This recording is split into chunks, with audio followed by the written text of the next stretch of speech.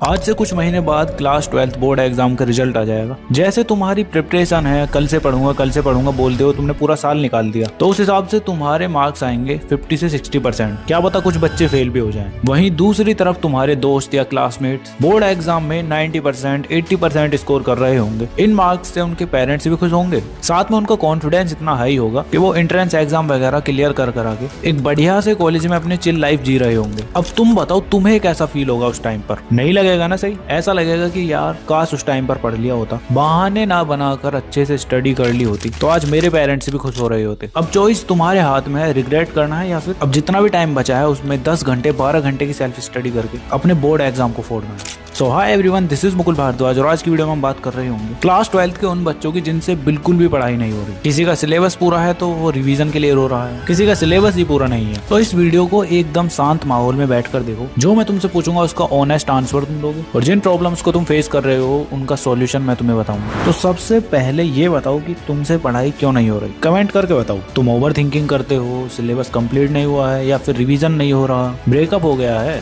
या फिर बीमार रहते हो? क्या प्रॉब्लम है बताओ? या एजुकेशन इस स्कैम वाली वीडियो देखकर पढ़ने का मन नहीं कर रहा कि ये सब तो मैट्रिक्स है, स्टडी वगैरह में कुछ नहीं रखा, मैं तो खुद का बिजनेस करूंगा? अगर ये मेंटेलिटी भी तुम रख रहे हो ना, तो मैं 100% श्योर हूँ तुम्हारा बिजनेस या जो भी कंपनी होगी वो फेल ही होगी। बिकॉज तुम अभी से काम चोरी कर रहे हो। तुम्हारे घर वालों ने तुम्हें एक ही तो काम दिया है स्टडी करने का, वो भी तुमसे अच्छे से नहीं हो रहा। मान लो कल को तुम डॉक्टर बन जाते हो, सीए बन जाते हो, या फिर इंजीनियर बन जाते हो, या कोई भी प्रोफेशन में चले जाते हो, तो वहां भी तुम प्रोकास्टिनेट ही करोगे क्योंकि तुम्हारी अभी से आदत बन चुकी है। बिकॉज वो प्रोफेशन तो तुम्हारे बहुत ही ज्यादा टफ होंगे। अभी से तुम बोर्ड एग्जाम जैसी इजी चीज को सर पे चढ़ा के बैठे हो, जबकि 10th बोर्ड के बाद क्लास 12th का बोर्ड एग्जाम तुम्हारी लाइफ का सबसे इजी एग्जाम है। बोर्ड एग्जाम का सिलेबस तुम्हारा फिक्स्ड है, ऐसा नहीं है कि कोई बाहर से क्वेश्चन पूछ लिया जाएगा। साथ में क्वेश्चन बार बार रिपीट होते हैं, ये भी नहीं है कि एक बार आ गया तो फिर आएगा ही नहीं। न्यूमेरिकल वैल्यू चेंज होकर सेम क्वेश्चन आ जाते हैं। और सबसे बड़ी बात, स्टेप में आंसर्स को लिखने पर भी तुम्हें यहाँ मार्क्स मिल जाते हैं, चाहे लास्ट में तुम्हारा आंसर गलत आ रहा हो, पर स्टेप्स के तुम्हारे मार्क्स मिलते ही मिलते हैं। और कॉम्पिटिशन ऐसा भी नहीं है कि यहाँ पे तुम्हारा सिलेक्शन ही नहीं होगा। बोर्ड एग्जाम में तुम्हारे 60% आए, 70% आए, 80% आए, तुम पास तो हो ही जाओगे ना। बट फिर भी तुमने इस बोर्ड एग्जाम का हुआ बना रखा है कि बहुत टफ है ये वो। तो अब मन बन गया हो स्टडी करने का, तो सॉल्यूशंस बताऊं कुछ? अब चाहे तुम्हारे पास 15 डेज हो, 5 डेज हो, 10 डेज हो, तुम्हें बस इन 4 डू और डाई मेथड को फॉलो करना है। ये 4 मेथड तुम्हारे बोर्ड एग्जाम के गेम को चेंज कर रहे होंगे। जिसमें फर्स्ट है तुम्हारा टॉर्च मेथड। अब ये क्या है, चलो अच्छे से एक्सप्लेन करता हूँ। एक काम करना है तुम्हें, अपने फोन की फ्लैश लाइट जलाओ और अपने रूम की लाइट बंद करके, मतलब बिल्कुल अंधेरा होना चाहिए, उस फ्लैश लाइट को सामने वाली वॉल पर मारो और उसके बाद इधर उधर देखो अपने चारों तरफ। तुम्हें बस सामने वाली वॉल दिखेगी ना, बाकी सब अंधेरा है ना चारों तरफ, मींस वो तुम्हारा ब्लाइंड स्पॉट है। तो सेम चीज तुम्हें अपनी रियल लाइफ में अप्लाई करनी पड़ेगी। यही तुम्हारा टॉर्च मेथड है। अभी तक तुम क्या कर रहे थे? तुम अपनी टॉर्च को नेगेटिव पॉइंट की तरफ ले जा रहे थे। सब चीजें तुम्हारी नेगेटिव थी कि अब तो कम टाइम बचा है, अब तो मेरे बस की है ही नहीं, मेरे आज तक कभी मार्क्स नहीं आए, तो अब क्या आ जाएंगे। और ये सब्जेक्ट तो मुझे बहुत ही ज्यादा बेकार लगता है, समझ ही नहीं आता। इस तरह की ना जाने कितनी सारी नेगेटिव बातें तुम अपने आप को बोलते हो, और यही रीजन है जिसकी वजह से तुम पढ़ नहीं पा रहे। तो इस मेथड के 3 स्टेप्स हैं जिसके हेल्प से तुम अपने माइंड लेवल पर एकदम स्ट्रांग हो रहे होगे। तो स्टेप नंबर 1 है तुम्हारा सबसे पहले थिंक पॉजिटिव। जो तुम बोलते हो ना कि ये सब्जेक्ट तो बोरिंग है, मुझे बिल्कुल भी पसंद नहीं, उसको जबरदस्ती बोलो ये सब्जेक्ट तो इंटरेस्टिंग है और ये मेरा फेवरेट सब्जेक्ट है। ऐसे ही कि बोर्ड एग्जाम में मेरे तो मार्क्स बिल्कुल भी नहीं आएंगे, तो अपने आप को बोलो कि इस बोर्ड एग्जाम में मैं सबसे तगड़ा स्कोर करूंगा। अब चाहे उसके लिए मुझे कितने भी घंटे की सेल्फ स्टडी करनी पड़े, मैं करूंगा। तो इसीलिए तुम्हारा स्टेप नंबर 2 है कि ये be ready to face any situation. चाहे तुम्हारा ब्रेकअप हो, चाहे तुम बीमार हो, कुछ भी प्रॉब्लम हो, तुमसे क्वेश्चंस नहीं बन रहे,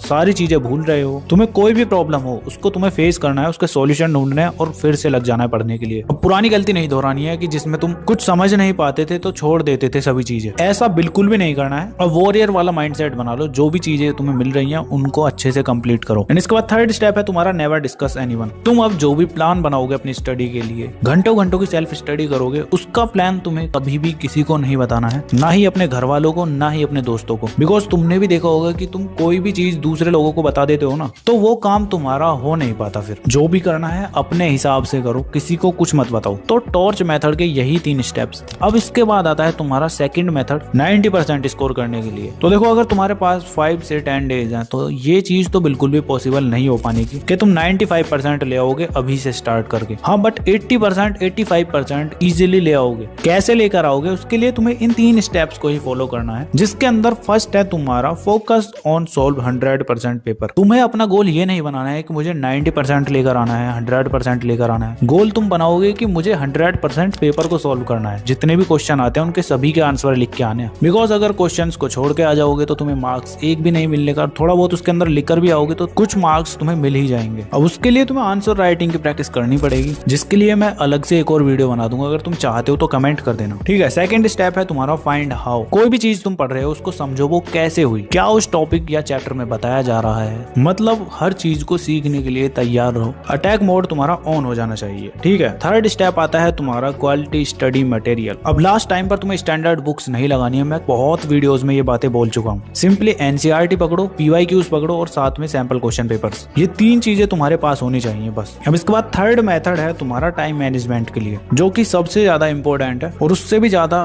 फोर्थ है। क्या है वो तो अभी तुम्हें वीडियो में आगे पता ही चल जाएगा। तो टाइम मैनेजमेंट के लिए तुम्हें 3 स्लॉट्स बनाने हैं। फर्स्ट स्लॉट होगा तुम्हारा 4 घंटे का, सेकंड स्लॉट भी तुम्हारा 4 घंटे का होगा और थर्ड स्लॉट होगा तुम्हारा 2 घंटे का। तो फर्स्ट स्लॉट में सिंपली तुम फोकस स्टडी कर रहे होगे, जिसके अंदर तुम लेक्चर अटेंड कर सकते हो, 1 शॉट लेक्चर हो सकते हैं या फिर रिवीजन वीडियोस हो सकती हैं, या फिर तुम नोट्स उठा के रिवीजन कर रहे हो। मतलब कि इन 4 आवर्स में तुम अपने सभी सब्जेक्ट को फोकस के साथ पढ़ रहे होगे, ठीक है। जो भी तुम्हारे पास स्ट्रीम है, जो भी तुम्हारे पास सब्जेक्ट है, उनको इस 4 घंटे के अंदर पढ़ोगे अच्छे से। इसके बाद आता है दूसरा स्लॉट जो कि 4 आवर्स का है। इसके अंदर तुम प्रैक्टिस करोगे, चाहे पीवाईक्यूज लगाओ, सैंपल क्वेश्चन पेपर लगाओ, दोनों से ही तुम्हें प्रैक्टिस करनी है। अब देखो, सैंपल क्वेश्चन पेपर तुम्हें जब लगाना है जब तुम्हारा 80% तक सिलेबस कंप्लीट हो चुका है, और अगर नहीं हुआ है तो चैप्टर वाइज पीवाईक्यूज की प्रैक्टिस करो, ठीक है। ये तुम्हारा सेकंड स्लॉट था। अब आता है थर्ड स्लॉट जो कि 2 आवर्स का है। इसके अंदर तुम अपने लाइट सब्जेक्ट पढ़ सकते हो और साथ में जितना तुमने पूरे दिन में पढ़ा है ना उसका रिवीजन करोगे। तो तीनों स्लॉट मिलाकर ये तुम्हारा हो जाता है 10 आवर्स का डू और डाई प्लान। अब कोई बहाना नहीं चाहिए कि भैया मुझसे ये नहीं पढ़ा जा रहा, या 10 घंटे की सेल्फ स्टडी कैसे होगी। अब चुपचाप तुम्हें बैठना है और स्टडी करना है। अब आता है तुम्हारा लास्ट मेथड जो कि है सिलेबस कंप्लीशन को लेकर। तो 2 तरह के बच्चे होंगे, एक तो वो होंगे जिनका सिलेबस कंप्लीट हो चुका है, एक वो होंगे जिनका सिलेबस अभी तक नहीं हुआ है। तो जिनका सिलेबस हो चुका है वो सिंपली सभी पुराने चैप्टर्स को रिवाइज करेंगे। एक दिन में तुम्हें 2 से 3 चैप्टर्स का रिवीजन करना है अपने हर सब्जेक्ट का, ठीक है ना, और साथ में सैंपल क्वेश्चन पेपर्स लगाने हैं। अब आते हैं दूसरे टाइप के बच्चे जिन्होंने अभी तक सिलेबस को कंप्लीट ही नहीं किया है। तो उनको सिंपली सबसे पहले हाई वेटेज टॉपिक्स पर और हाई वेटेज चैप्टर्स पर फोकस करना है। साइंस के लिए मैंने ऑलरेडी बता रखे हैं, मतलब फिजिक्स, केमिस्ट्री एंड मैथ्स के लिए मोस्ट इंपोर्टेंट टॉपिक्स मैंने ऑलरेडी बता रखे हैं। चैनल पर तुम्हें वीडियोस मिल जाएंगी, जाके देख लेना। बाकी तुम कॉमर्स और आर्ट्स स्ट्रीम से हो तो तुम यूट्यूब पर भी सर्च कर सकते हो most important topics of this subject, या जो भी तुम्हारा सब्जेक्ट है वो आगे लगा दो, ठीक है। जब मिल जाते हैं तो सबसे पहले उन्हीं को करो। उसके बाद अगर तुम्हारे पास टाइम बचता है तो बाकी के टॉपिक्स को भी कर लेना, ठीक है। और हाँ, इसके बाद सेकंड तुम्हारा है कि अब तुम्हें एक चैप्टर को एक दिन में कंप्लीट करना ही करना है। और टॉपिक्स ही टॉपिक्स कर रहे हो तो फिर 2 से 3 चैप्टर्स को करोगे अगर तुम्हारे पास टाइम कम है। हर सब्जेक्ट के बोल रहा हूँ, यानी कि तुम्हारे 9 to 10 चैप्टर्स एक दिन में कंप्लीट होने चाहिए।